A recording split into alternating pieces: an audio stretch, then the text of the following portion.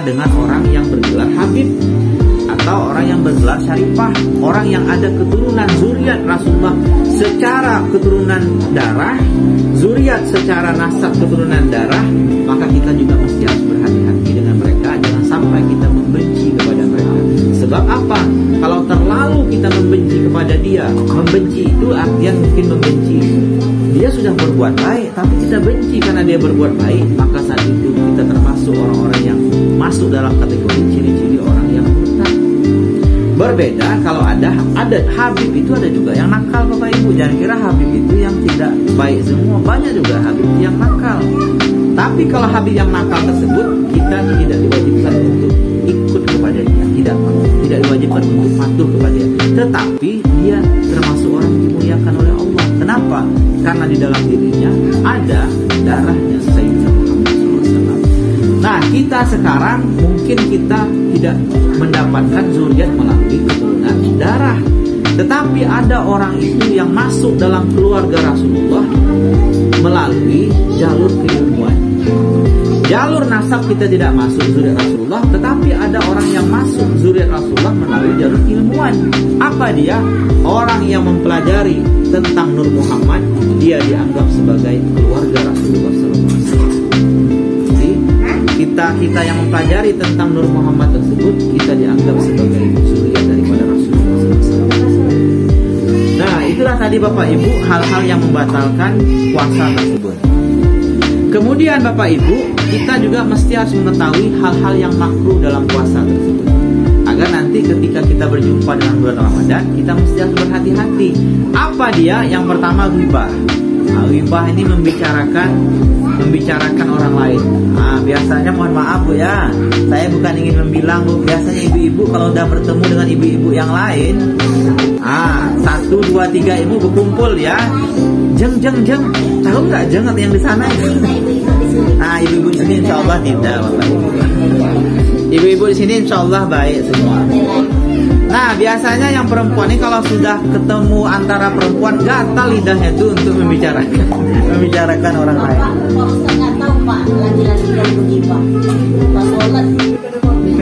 Kalau laki-laki lebih daripada ghibah, Bapak Ibu. Ya, saya juga paham Bapak Ibu. Nah, jadi apa? Tapi laki-laki ini ghibahnya lain dia, Bapak Ibu. Nah, jadi dia laki-laki atau perempuan ketika masuk bulan Ramadan atau di bulan Ramadan, maka seharusnya dia jauhkan daripada ghibah. Sebab apa? Sebab ketika dia berghibah ketika dalam keadaan berpuasa, maka hukumnya makruh. Makruh itu satu, bisa mengurangi pahala puasanya. Yang kedua, bisa menghilangkan totalitas pahala puasa tersebut. Maka itu adalah Nabi sebutkan, rubba sa'imin laisa lahu min siyamil juz. Banyak orang yang berpuasa tetapi tidak mendapatkan apa-apa daripada puasa. Dia puasa tapi tidak dapat apa-apa, tidak dapat pahala. Kenapa? Karena menghibah misalnya. Yang kedua, sengaja berbekam, baik bekam basah atau kering. Bapak Ibu tahu bekam? Bekam itu tarik di sini pakai alat untuk mengeluarkan darah. Itu dia bekam, Bapak Ibu. Bekam itu juga makruh ketika dalam keadaan berpuasa. Yang ketiga, bermesra dengan baik suami dengan istri secara berlebihan. Rasulullah pernah juga mencium Siti Aisyah ketika dalam keadaan puasa, tapi hanya sekedar mencium saja. Tapi bermesra berlebihan antara suami dengan istri ketika dalam keadaan berpuasa, maka hukumnya makruh. Yang ketiga tadi, yang empat tadi, tidur sepanjang hari, artinya tidur, bangun, tidur, bangun, tidur. Ada lagunya itu Bapak Ibu, saya lupa siapa penyanyinya itu. Tidur lagi, bangun lagi, tidur lagi. Bangun lagi, tidur lagi. Nah, orang yang begini juga bisa-bisa menghilangkan pahala puasanya tersebut. Yang kelima, membayangkan hal-hal yang tidak senonoh. Misalnya membayangkan janda, misalnya kita yang laki-laki. Yang perempuan membayangkan laki-laki yang bukan suami dia, termasuk juga sebenarnya saat itu menghilangkan pahala puasa tersebut. Nah, yang ibu-ibu hati-hati juga. Kalau belum puasa kan biasanya kalau masak dicicipi tuh. Nah, kalau Kalau dicicipi berlebihan, karena ada juga para ulama fikih itu, kalau cicipi itu Bapak Ibu, dia di ujung lidah dia. Jadi ambil makanan, diletak di ujung lidah, terasa dia, lalu dibuang. Ambil air kumur, buang. Tapi ada juga orang cicipi langsung masuk ke dalam. Ada juga ibu-ibu biasanya gitu. Jadi salah memahami hadis dia, lalu dicicipi ini, tak terasa nih, cicip lagi, langsung dia dirasa. Maka saat itu makruh dia, maka menghilangkan pahala puasanya tersebut. Nah ini dia. Jadi mesti harus hati-hati Bapak Ibu ketika mencicipi rasa makanan tersebut. Standarnya Bapak Ibu, letakkan di ujung jari kita itu kuah sayur kita tersebut, letak di ujung lidah. Biasanya lidah kita itu sudah mampu untuk merasakan rasa tersebut, karena lidah ini, kalau Bapak Ibu bercermin, ada di situ ada benjolan kecil-kecil lidah kita tersebut. Benjolan kecil itu sebenarnya itulah perasa lidah kita tersebut. Jadi jangan kita kikis-kikis itu apa benjolan tersebut, nanti hilang rasa makanan tersebut. Jadi ambil itu, letak di ujung lidah. Kalau sudah terasa lidahnya, buang, dia kumur-kumur, buang. Bukan ditelan. Kalau ditelan maka batal puasa kita.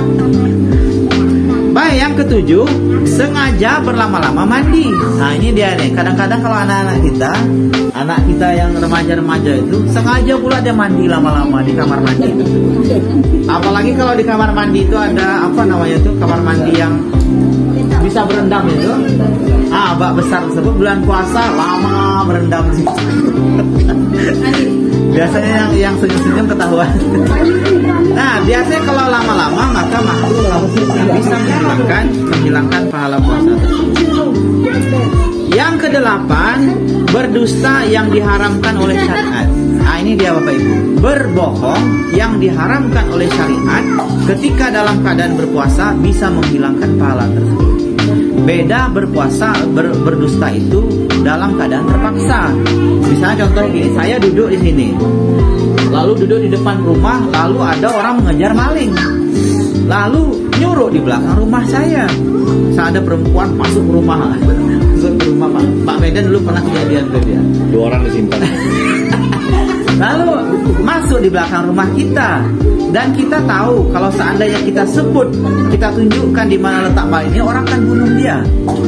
Maka kita pindahkan posisi duduk kita. Maka kalau orang itu bertanya, apakah Bapak lihat tadi ada maling lewat di sini? Semenjak aku duduk di sini, aku tidak melihat maling tersebut. Posisi pertama kita melihat dia, tapi ketika ganti posisi, semenjak aku lihat duduk di sini, aku tidak melihat dia.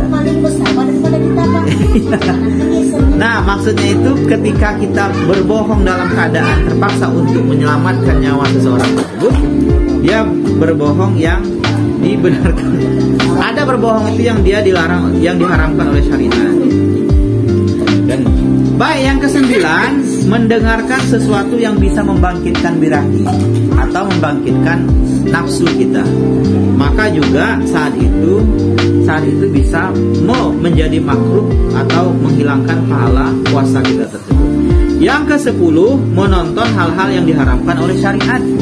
Nah, laki-laki biasanya senang tuh, apalagi saya termasuk juga waktu itu. Kadang-kadang kalau lihat TikTok itu terpandang juga tuh, kadang terpandang, akhirnya pindahkan.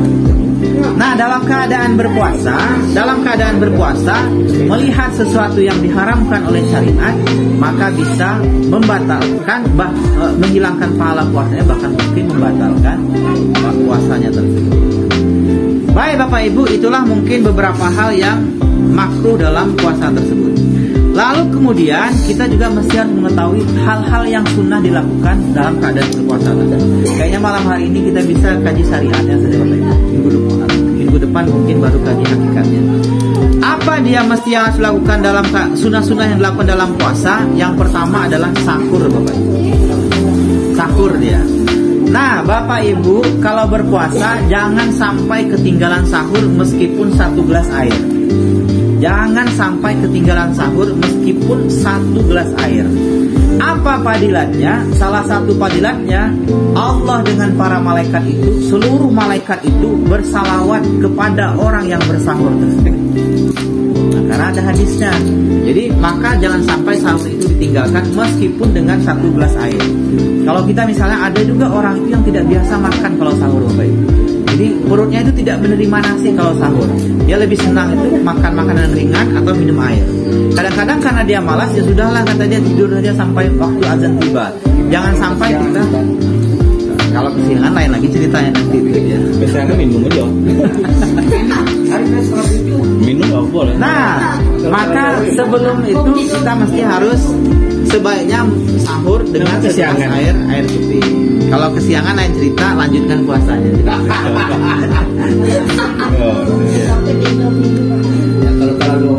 Nah, yang kedua ada hadis Nabi itu menyegerakan berbuka.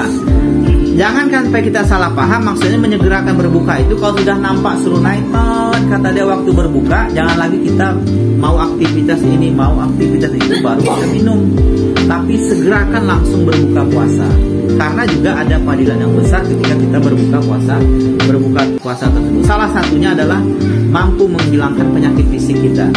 Jadi cepat ya, serunai berbunyi, waktu berbuka tiba, kita langsung meminum air atau minum 3 buah kurma, makan 3 buah kurma, maka salah satu padilannya menyehatkan tubuh kita. Jadi penyakit fisik kita ini bisa disembuhkan dengan metode tersebut.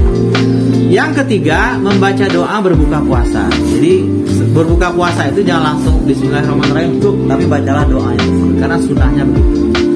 Yang keempat, mandi besar. Bagi bapak ibu suami istri, karena malamnya dibolehkan untuk berhubungan, maka sebaiknya sebelum masuk sholat subuh, sebelum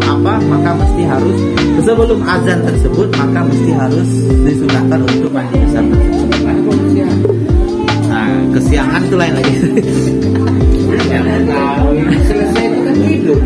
Nah, maka dia disunahkan mandi sebelum itu. Tapi kalau kesiangan, mandi aja.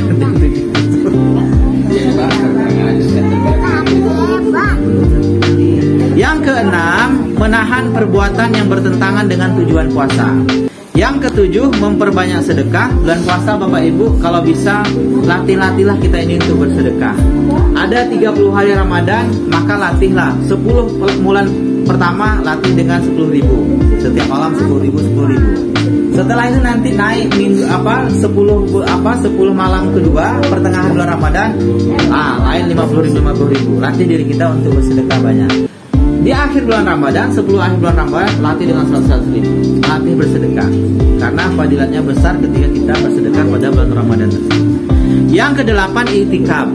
Nah, bagi bapak ibu yang khususnya laki-laki, kalau seandainya sanggup 10 hari di bulan Ramadan tersebut, 10 hari itu berada di masjid, jangan keluar masjid bagi yang sanggup. Sebaiknya, karena Rasulullah sudah ajarkan begitu. 10 hari itu tidak keluar dari masjid. Jadi makanan itu diantarkan oleh orang rumah. Kalau bisa lah bapak ibu, yang kita laki-laki ini 10 hari itu, maka itu para tarikat itu biasanya dia bersuluk di 10 hari bulan Ramadan tersebut.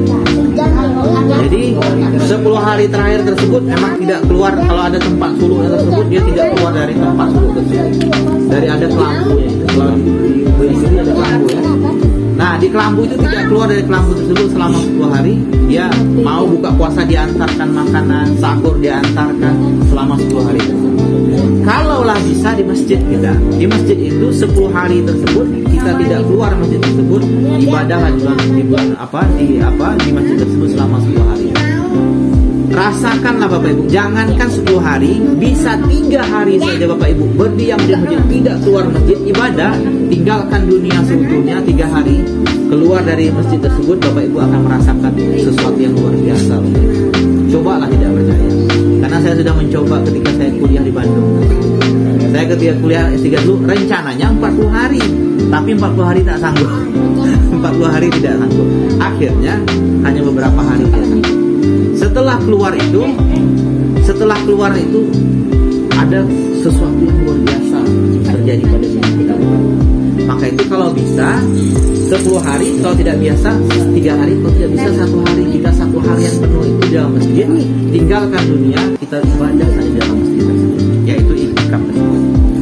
Yang ke-9 yaitu khatam Al-Quran. Jadi kalau bisa lah Bapak Ibu, selama Ramadan itu jangan 1 kali khatam Al-Quran. Kalau bisa 3 kali khatam Al-Quran, 4 kali khatam Al-Quran. Kalau bisa Bapak Ibu, karena bisa dia. Nah, lalu khatam Al-Quran itu, setelah khatam itu bacalah doa khatam Al-Quran yang panjang tersebut. Karena dia sunnah kita untuk melakukan apa tersebut. Nah, kira-kira Bapak Ibu, itulah sebenarnya kajian syariat berkenaan dengan puasa tersebut. Insya Allah minggu depan kita akan kaji dari kajian hakikat tersebut. Apa kajian hakikat berkenaan dengan puasa tersebut? Karena antara syariat dengan hakikat itu mesti harus kita iringkan. Syariatnya kita apa, hakikatnya juga mesti harus kita iringkan. Baik Bapak Ibu, mungkin inilah kajian kita pada malam hari ini berkenaan dengan puasa secara syariat tersebut. Karena hari pun mau jam 10 sudah. Ada yang urusannya nih. Biasanya memang Isya itu belum jam 8 biasanya sudah selesai. Sekarang Isya itu agak lambat ya.